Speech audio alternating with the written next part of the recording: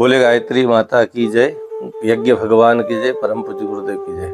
आज हम एक ऐसे विषय पर चर्चा करेंगे जो निरंतर धार्मिक आयोजनों में आवश्यक होता है। कई बार मन में प्रश्न होता है कि जब भी कोई धार्मिक आयोजन होती है, यज्ञ या कोई कथा ज्ञान यज्ञ होता है, उसमें प्रमुख रूप से सर्वप्रथम कलश यात्रा निकाली जाती है। कलश यात्रा क्यों निकाली जाती है?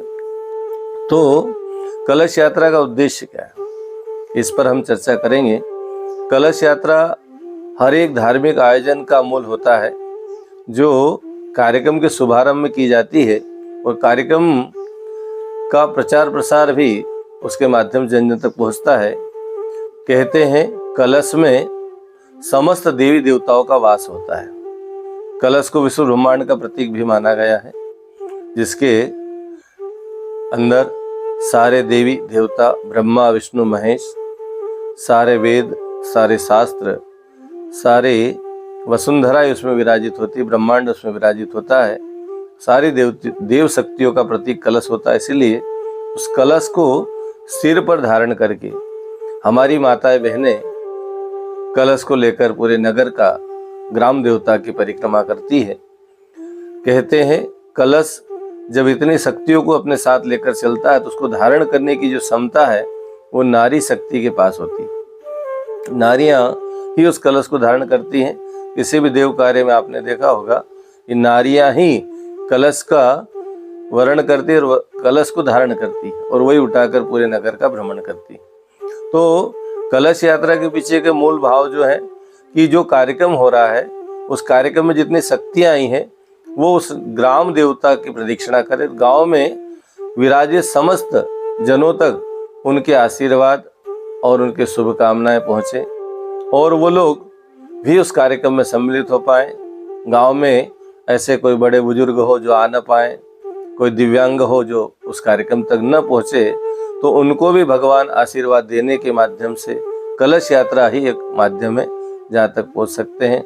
कलश यात्रा इस उद्देश्य को लेकर भी निकाली जाती है कि जो कार्यक्रम होने वाला है उस कार्यक्रम के माध्यम से जन जागरण तो होगा ही, लोक मंगल से लोक रंजन तक के कार्यक्रम भी संपन्न होंगे।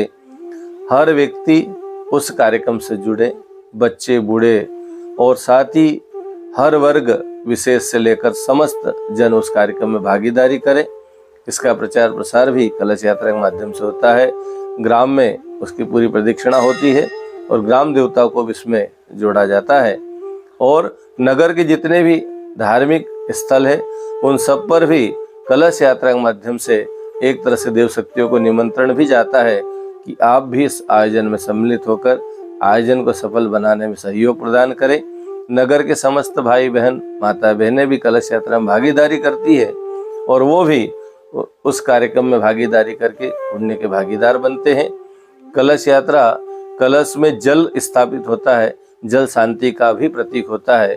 कार्यक्रम हो रहा है, पूरे नगर में रहने वाले समस्त भाई बहन परिवार सभी शांति का अनुभव करें। जीवन में सुख और शांति ही महत्वपूर्ण होती है, इसलिए भी कलश यात्रा निकाली जाती है। जल का जो प्रतीक है शांति का प्रतीक है जल। सभी को शांति प्रदान हो, आर्थिक रूप से भी लोग संपन्न बने, क्योंकि भगवान जिस नगर से गुजरे वहाँ पर किसी प्रकार की कोई कमियां नहीं रहती है। तो आर्थिक मजबूती भी हो, आध्यात्मिक शक्तियाँ भी वहाँ से गुजरी, वहाँ के लोग आध्यात्मिकता की ओर अग्रसर हो और मानसिक शांति भी उन्हें प्राप्त हो। इसलिए जल उसमें भरकर निकालते ताकि हर व्यक्ति मानसिक रूप से शांति का वर्ण करे। ये भाव कलश यात्रा के लिए बनाया जाता है और कलश यात्रा इसीलिए निकाली जाती है। कहीं पर भी कलश यात्रा हो तो हम भी 2 कदम चलें ताकि उन देव शक्तियों का आशीर्वाद हमें निरंतर प्राप्त होता रहे। यही बात कलश यात्रा के पीछे के उद्देश्य के साथ है। आप सभी कलश यात्रा में भागीदारी करें, देव कार्यों में सहयोग करें और अपने जीवन को धन्य बनाएं, यही निवेदन है। इस बात के साथ कलश यात्रा का जो विषय है बड़ा लंबा है, लेकिन इसमें आप इतना समझ लें कि हम भी किसी भी देव आयोजन में कलश यात्रा में अपनी भागीदारी सुनिश्चित करें।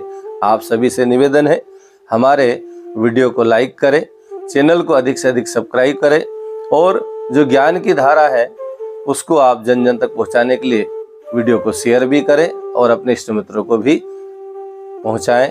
धन्यवाद। ओम शांति।